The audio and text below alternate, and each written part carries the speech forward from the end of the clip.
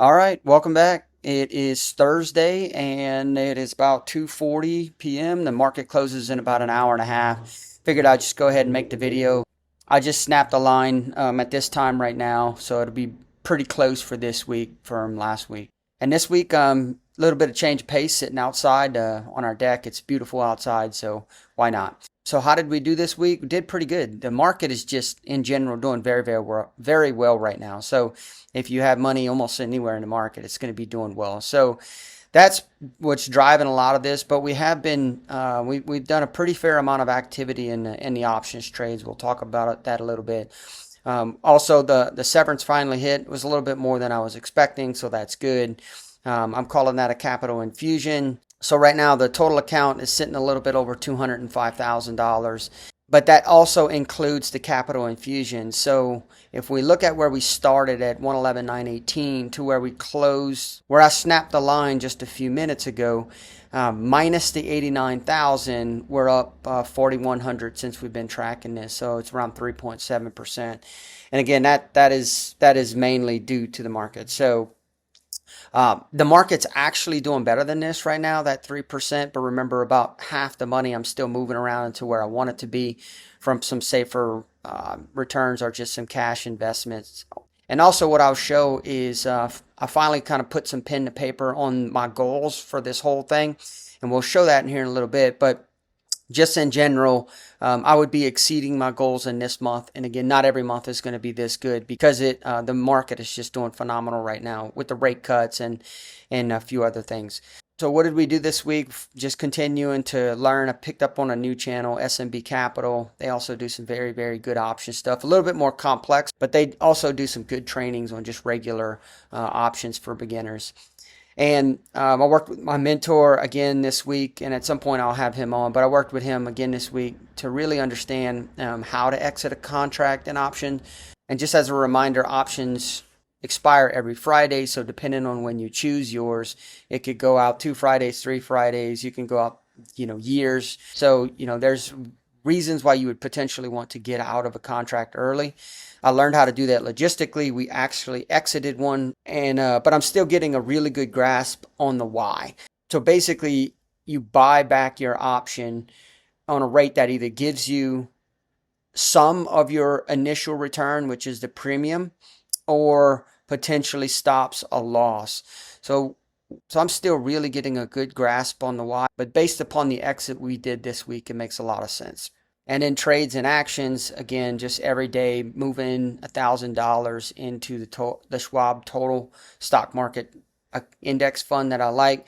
I'm targeting 25,000, and we've moved around 13 so far. So I'll just keep doing that every day until I hit my target, and that's dollar cost averaging. And we did a few more cash secured puts. We haven't had any assigned, so we haven't put together a covered call. But we'll do that as soon as one of these gets assigned. But right now, just buying more options. So these are all my positions. I built this simple little spreadsheet just to track the positions. The ones you see in green have either expired and I did not get assigned those shares, or I bought out of it. So as an example, the one expiring on the 12th, that was last Friday, the stock price did not get down to 24 bucks. So that option contract just expired. And I ended up making my $48 premium. Another SoFi option contract was supposed to expire tomorrow, but we were in such good position on it. We bought out of it, and to buy out of it, I had to pay $6.66. So the net of my original premium that I got paid to buy this is basically 55 bucks. So an overall return on this capital, and the way I did this is I said, what is the premium I received divided by the cost to hold this contract? So remember, when you have a contract and you're doing a cash secured put, your money is basically put into an escrow account. You don't have the ability to use it. So that's basically cash sitting on the sideline. So your return is the premium that you got paid for that divided by the cost to hold. And the way I wanted to track this is how long are these contracts open for? Because that will give me a return per day, which then I can calculate the return per month. just multiplying by 30, and then I can calculate the annualized return. The reason this is important for me, at least, is these premium amounts seem small. You know, you're looking at, oh, you made 50 bucks here and 60 bucks here and 25 bucks here. That's not really the way to look at it. The way to look at it is what percentage return are you making on that trade? And in these cases, you can see that I made a 2% return in the 14 days that it took me to execute this.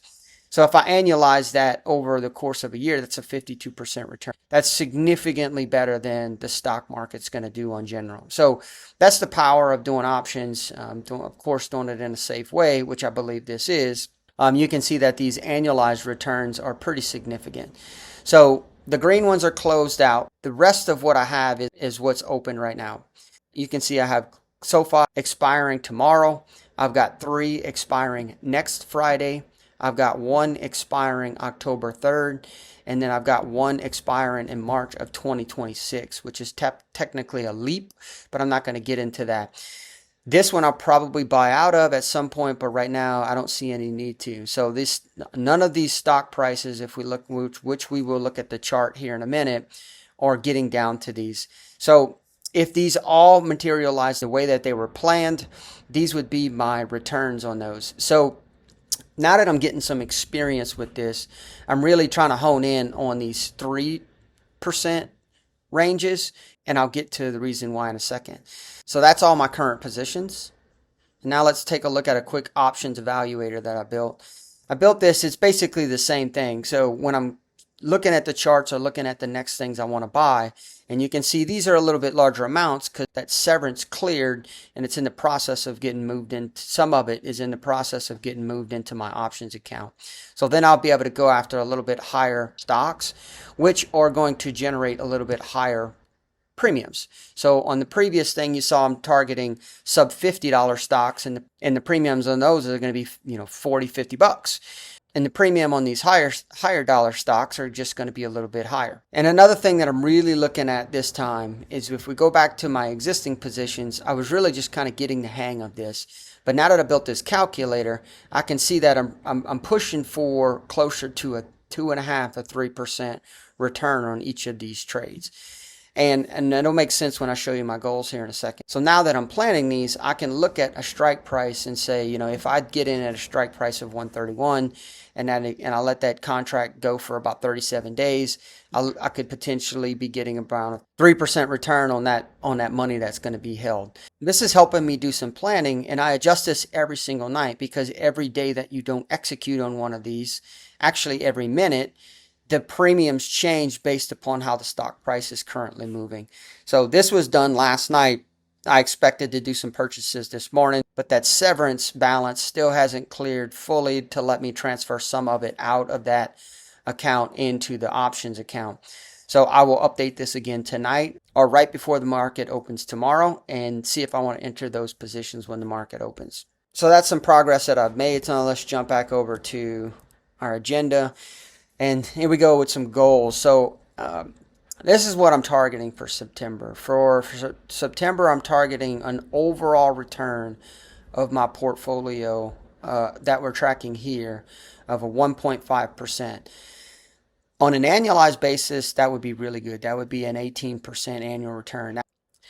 But what you saw earlier is we're already up 3.3%-ish, and it's because the market's doing very well. So naturally, this is going to be an outperforming month, but not every month the market is going to do this well on its own. What I'm trying to target is a 2% return on my options trades.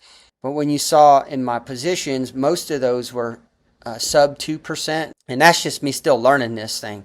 I do feel pretty confident I can get between 2 to 3% returns.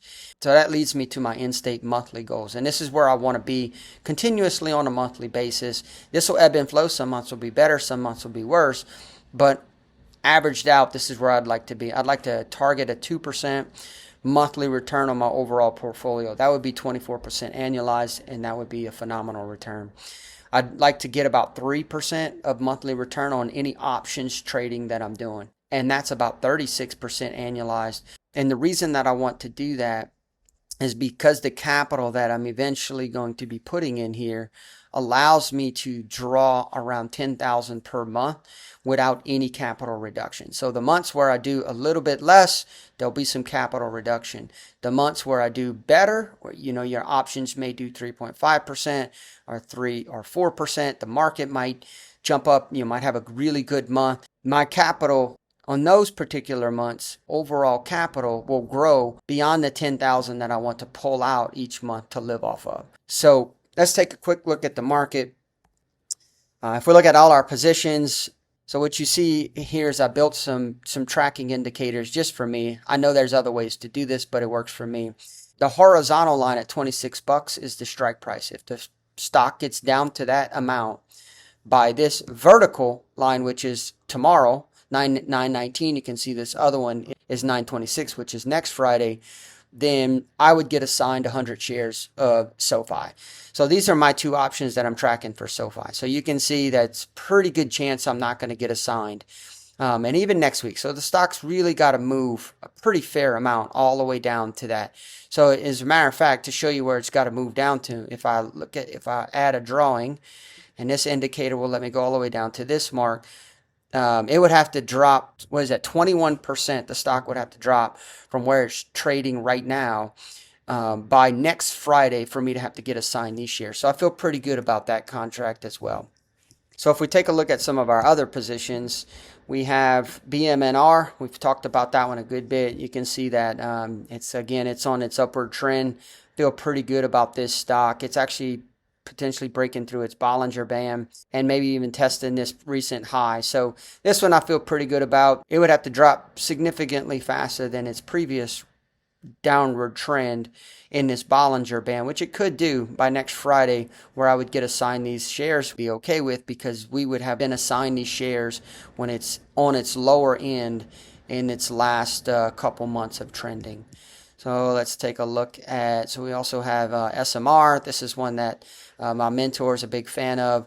I'm still just learning this company and learning what it's all about, but I did go ahead and do an option on it. This one expires next Friday as well.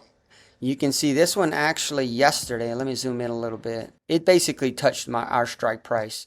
Got down to $35.12. If it would have got to 35, I would have been assigned these shares, and then we would have done a covered call to get out of them. But it didn't, and today it's a little bit on an upward trend, but this is a pretty tight pattern.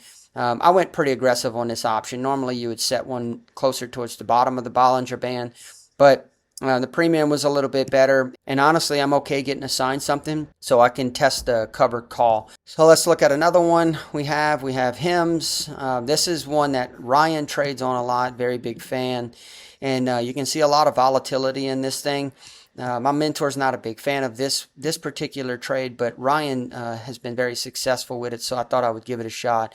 And what I did on this one is, you can see this is trading on the top of the Bollinger Band. It's going to start reversing at some point. So what I did, instead of going all the way down to the bottom of the Bollinger Band, I found a previous support level, which you can see it hit this support level back in June. And then it also hit this support level back in August and then bounced off of it again in September. So what I did is I put my strike price right under that support level, which also happens to be the 200-day simple moving average. So I feel pretty good about this one. It's just got to hang out above this until next Friday. So let's go ahead and take a quick glance at the account. So taking a look at the account, you can see it's up to 205 now. That's because the severance has been deposited. And the reason this is split out between account value and cash and investments is because I'm going to take 59,000 of this 89,000 and put it in this options trading account, and I'm going to leave 30,000 in the severance account. And then within the severance account, I went ahead and already put that 30,000 into just a money market fund, which gives around 4% annual return, just to try and get a little return each month on that 30,000 sitting in there. So my plan is to pull 10,000 per month for the next 3 months out of there and assess along the way. And that's it for this week. So I appreciate you tuning in and following along with my journey. If you haven't checked out why I'm even on this journey, you can check out the video that's going to flash on your screen right now. It talks about why I'm starting this, and for those who are following along, I appreciate it, and I will talk to you in the next one.